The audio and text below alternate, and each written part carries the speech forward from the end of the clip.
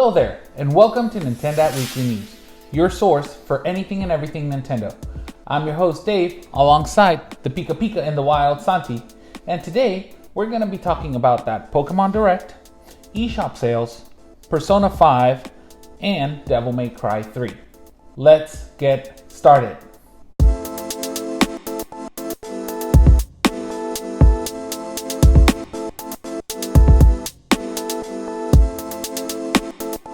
First story of the week. A new Nintendo Direct took place this past Thursday, January 9th, and it was full of awesome information regarding a new Pokemon game and fantastic DLC for Pokemon Sword and Pokemon Shield. The first announcement made was that Pokemon Mystery Dungeon Rescue Team DX would be released March 6th, and a demo would be available as of Thursday the 9th.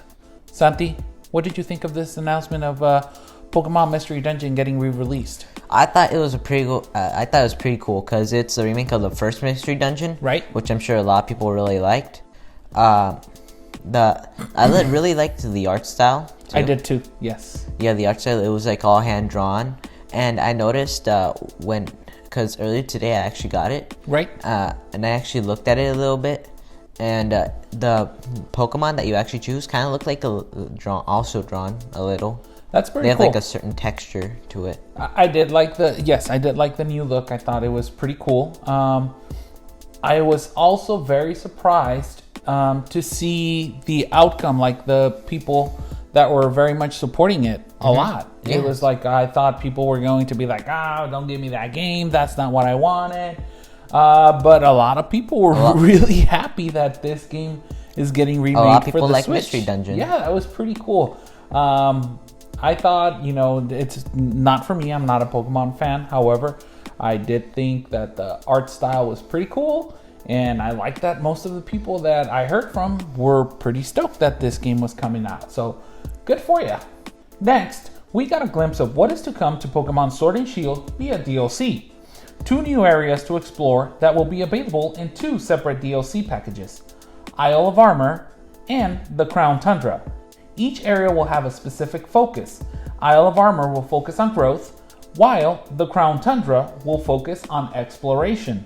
Each one of the areas will have more Pokemon, and each will have a new rival for your character and a ton of new features.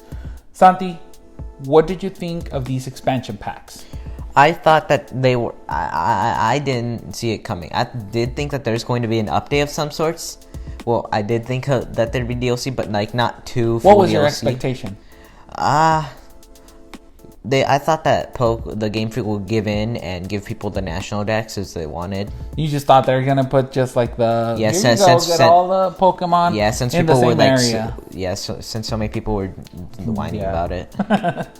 And now that you saw these 2 expansion packs and how big they are, and I thought they're rolling it out in a very cool way, right? Where it's not, they are giving you, in a way, not all of them, but they are giving you a lot of the Pokemon that weren't in the Pokedex. But they're giving it to you in a very cool way, which is go find them yourself in a whole new different area. Right? That was cool. If you buy these 2 DLC packs, that's twice the amount as the game originally had. Yeah. No, not twice. Not half. Yes, half of that. But the areas look very cool. Yeah, they look very beautiful. That island Each and one is Isle of unique. Armor looks very sunny, very cool. And the tundra, the snow area looks also very cool with the new Pokemon Kubfu, right? Mm-hmm. No, that's on the Isle of Armor. Okay, well then, that I like the design of that Pokemon. That was very cool. I liked his evolution as well. Urshifu. Yeah, and you know what though? I thought that Pokemon was designed to be the next to get released on Smash Bros.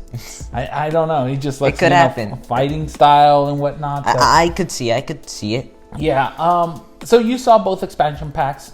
Which one of these 2 got you more excited? I don't know. I mean, I feel like maybe it's because I don't know enough about it right now. But I have to say, Crown Tundra is a little more enticing. Why is that? Well, first of all, both of these DLCs, it is said that both one of my complaints on the original Pokemon Sword and Shield games was that I felt like there wasn't enough wild area. In the the whole DLC is just another big wild area, which Two. I thought it was 2. Yeah. So I thought that was pretty cool. And they have different Pokemon, and Crown Tundra also has a new odd Pokemon, but it also has a new Regis and what appears to be Galarian forms of the 3 legendary birds. Zapdos, Articuno, and Moltres, which I can guess they're typing. I saw that, and again, I'm not a Pokemon connoisseur, so I wouldn't be able to talk a whole bunch of that. But I saw the reaction of a whole lot of people when they were watching that Nintendo Direct, and they got so excited when they saw those legendaries, and I was like, okay, that must be a big deal, and I guess it was, right? Mm-hmm. So are you excited about that? No one saw it coming. Yeah, that's true.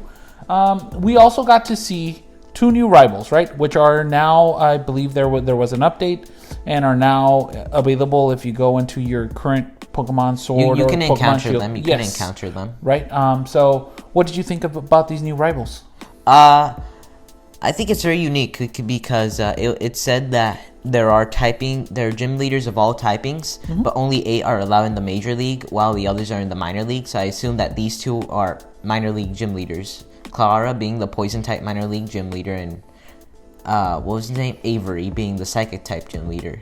Okay, and I thought that was pretty cool. Did you have a preference on which one you thought was cooler? Definitely Clara. Avery just with the uniform and the top hat with the shoes and the thing that he had on his neck, it didn't look good to me. I didn't like the design. Okay, fair enough. What about the master of the eyebrows, your new mentor, Mustard? Mustard, yes, Mustard. Great choice of name. I'm just going to assume that this isn't his real name, and that during his prime, he chose Mustard to be funny. I think it's cool that he also mentored Leon, the champion, before the main character. Okay. And he was champion himself too. Okay, so I guess some pretty cool lore that is also coming with the 2 expansion packs. Now, each one of these expansion packs are priced at $29.99. I myself thought that this was a little bit steep in price. However, looking at how much content these expansion have, I'm kind of rethinking about it, and I'm just like, maybe $29.99 is a fair price for all the stuff that's coming with this expansion pack. And I mean, from what I've heard, and the general outcry has been that Pokemon Sword and Shield has been a pretty cool game, and now they're just making it better with more and more and more stuff, and they're leaving the doors open to keep on adding, right? To keep on adding, and that's a pretty cool idea because the game just released very recently, and for them to keep on releasing downloadable content for it would be very awesome. Now, you won't need to purchase these expansion packs to get the additional Pokemon. You can trade them, and you can download them from the Pokemon Home. That'll be coming February. That will be coming on February, and we still don't have a price or any details about that. But they said that they will give us or release more details about that very, very soon. And I can imagine that will be because, I mean, it's releasing on February, right? I did think that they would talk about that direct. So yeah, I put here on my notes that the only downside to the whole Pokemon Direct for me was the price, $29.99. Again, I've had some time to think about it, and looking at all the awesome stuff that is being jam-packed into these expansion packs, I'm kind of thinking that it's a pretty fair price, $29.99 for these expansion packs. I mean, it would have to come down if it's worth it, because if each expansion pack was worth half the game that you already had, and then both of them cost about the same as the game you already have, then I would want to know if it's worth it. I think it will, especially, I mean, wouldn't you think $29.99 to get more of what I like? Definitely. Right? So I think it's pretty cool, and again, this just sets a tone for things to come, right? Where maybe Game Freak and Nintendo will start releasing these DLCs, and you guys are just gonna get more of what you want, which I thought was pretty cool. And then also, just to finalize my note on the Nintendo Direct, I myself thought that the pacing of the Direct was awesome. The way they started it was very cool, I guess. Again, I don't know about the whole mystery dungeon. I don't know that lore, but from what I saw, a lot of people were getting very excited, and then just boom, they went into the meats and potatoes about the Direct. There were a few bugs in the Direct, though. Yeah, that was funny, though. Yeah, that was funny. But I mean, it didn't really affect my enjoyment of the Direct. I thought it was very cool paced. I thought it was just long enough for all the information that they needed to get out. And at the end of the day, I heard most people, if not all, were very excited, and they were very happy with the announcement that got made on Thursday the 9th. So, I mean, here's hoping to more information coming soon. Second story of the week. Great eShop sale for the Switch and the 3DS to start the new year. For me, it's a big list. It really is a big list. There's a lot on the list. It sure is. I actually took advantage of some of these sales already. Some of the ones that I highlighted here for me that caught my eye, and I'll give you a chance to, you tell me some of your highlights on this one, but I thought that almost all the titles here are worth having if you don't already. But some of the really, really good deals that I thought were going on was, of course, Bloodstained Curse of the Moon. It's a fantastic game, and it's only $4.99. So I highly recommend that game. I agree. If you don't have that game, I think that for $4.99, it's a must. You have to pick it up. You have to play it. It's really awesome. Whether you like retro games or not, it really doesn't matter. Whether you have nostalgia for Castlevania or not, it really doesn't matter. By itself, it is a great, fantastic game. It is very fun. Celeste is $9.99, and that's 50% off. I have not played that game myself. Santi just pointed out it's a great platformer, Dad. Why aren't you excited for it? I said, well, I think it looks great. I've heard that the music is fantastic. I guess I'm just a little bit limited on my time, but it seems like a great deal. So if you're gonna pick it up, now might be the time. Dragon Ball Fighters or Fighter Z is $14.99. That's an amazing price for that. For what game. it was $60. No, I mean it still retails at $59.99 full price. For it to be $14.99 right now on the eShop, if you're a Dragon Ball fan, pick that up. And I've heard that if you're a fighting game fan, you need to pick that up. That is an awesome, awesome game. Another one that I highlighted here was Super Bomberman R. That is $9.99, previously $39.99. That was a release title for the Switch.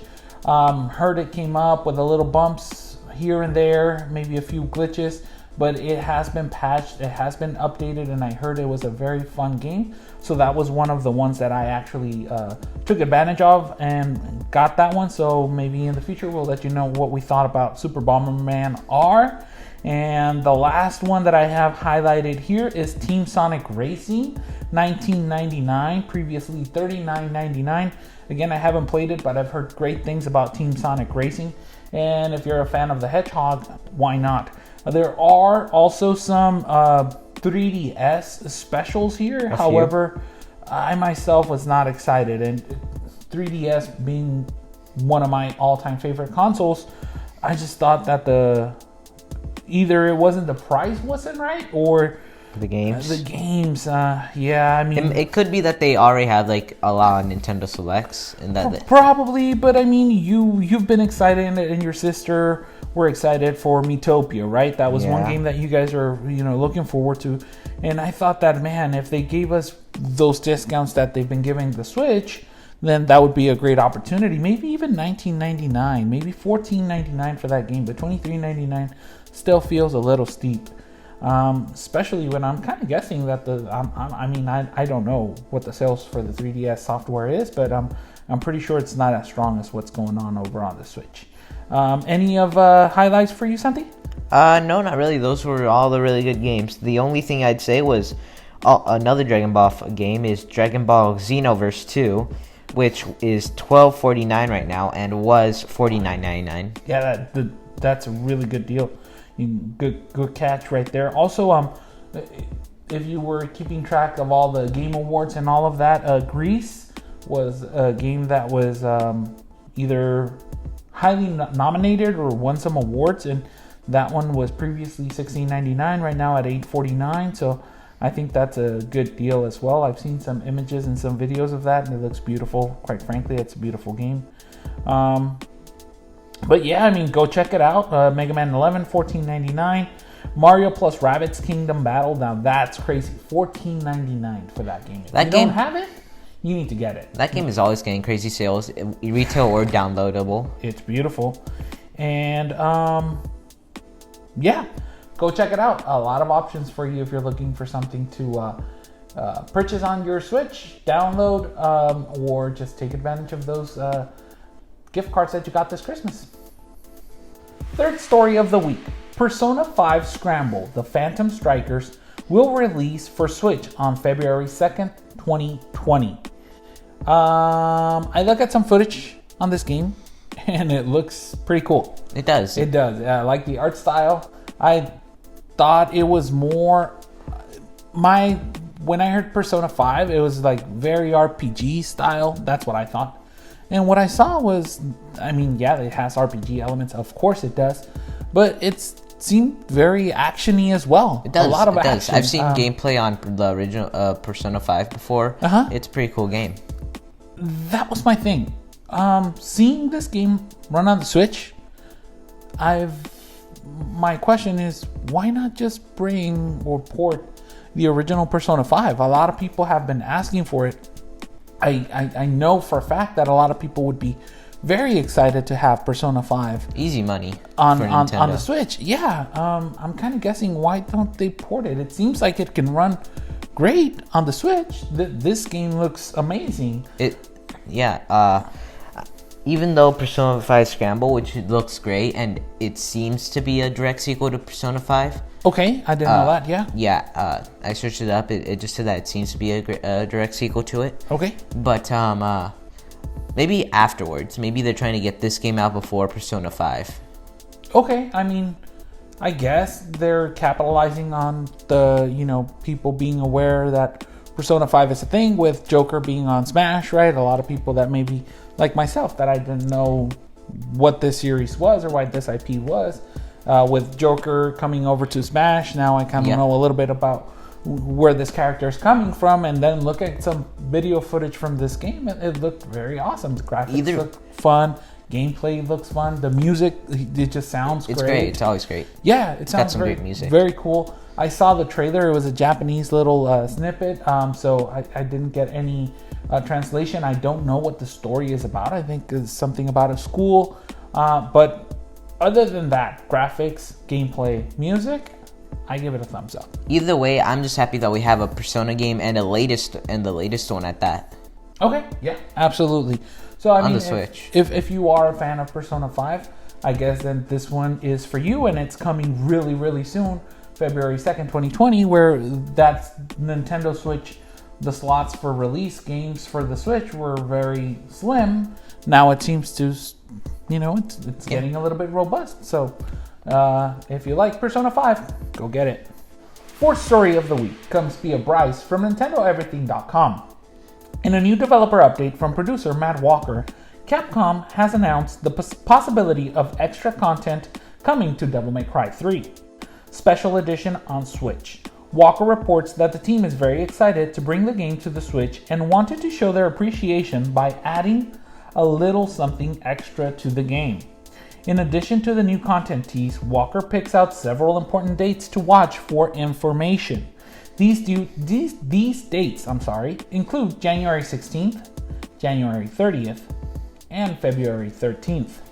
Keep an eye out for more Devil May Cry 3 Special Edition information leading up to its February 2020 release. Santi. Some teases from producer Matt Walker about Devil May Cry 3. He said, or gave out some dates, which to me was very weird, because it got me thinking, could one of these dates be the date of the new Nintendo Direct? I hope so. I mean, which one? January 16th? January 30th? I think 16th would be too soon, right? The sooner the better for me. I'm sorry. I mean, no, for sure, but do you actually think it would happen? No. No, I'd say right? January 30th or the 13th. Yeah. I think it's silly, though, that it comes out February 2020. And The triple 20. yeah, that's true. But I mean, it's cool. I think we spoke about it the previous NintenDad Weekly News, how it was going to be packed with Devil May Cry 1 and Devil May Cry 2 and that triple pack release. And now Matt Walker is out on Twitter saying that they got a little something going on there for us. Speaking of which, the teas include like what seemed to be being able to switch styles mid-level. Okay, cool. I mean, whatever it is, it's cool. What really got me excited was, is there a possibility of a new Nintendo Direct? And this information being given to us during those Direct? I certainly hope so. So, I mean, keep an eye out for those dates. Again, January 16th, January 30th, February 13th. Top 5 selling games for the week ending on December 29th, as reported by VG's charts. Number 1, Super Smash Bros. Ultimate. Number 2, Super Mario Kart 8 Deluxe. Finally down from its number 1 spot. Yeah, well, overall, still number 1, King of the Hill. Number 3, Super Mario Party. Number 4, Pokemon Let's Go, Pikachu. And number 5, Pokemon Let's Go, Eevee. No surprises there. A little bit surprised that it's Let's Go Pikachu and Let's Go Eevee that are on this top 5 list instead of Sword and Shield. But I mean, maybe they got retail sale price, or maybe the edition of the Switch came back, the special edition. Probably. However, I'm pretty sure Game Freak does not mind at all. As long as them Pokemon's games are on the top 5 selling charts, they're good to go. Games releasing on the week of January 12th through January 18th. Santi, take it away. It's a big one. All right, we've got Jump Gunners, Atelier Dusk Trilogy Deluxe Pack, Super Mega Space Blaster Special Turbo, Atelier Aisha, The Alchemist of Dusk DX, and again Atelier Esja and Logi, Alchemists of the Dusk Sea DX, Squidlet Puzzle and Dragons Gold Demolish and Build 2018. Why is that coming out in 2020? I have no idea. Super Crush KO To the Moon, Maitetsu Pure Station, Self, Sorry James, Seek Hearts, Eclipse Edge of Light, Dreamwalker, Never Fall Asleep, Doggy Ninja The Burning Strikers, Stories Untold, Tokyo Mirage Sessions #FE Encore, and Red Bow. Okay, I guess the big first release here for Nintendo is that Tokyo Mirage Sessions. Yeah, that port from Tokyo Mirage Sessions #FE Encore. That's definitely, getting some hype. A lot of people are excited about it. Never tried it myself, but of course, with the popularity that's going on with Fire Emblem's release of 3 Houses, I guess people are very excited for Tokyo Mirage Session Encore. So, I mean, if something gets you excited here, go for it. Well, that's all the time that we have this week. Thank you for joining us. If you like the content, please hit that thumbs up, subscribe, hit that notification bell, and as always, sign off.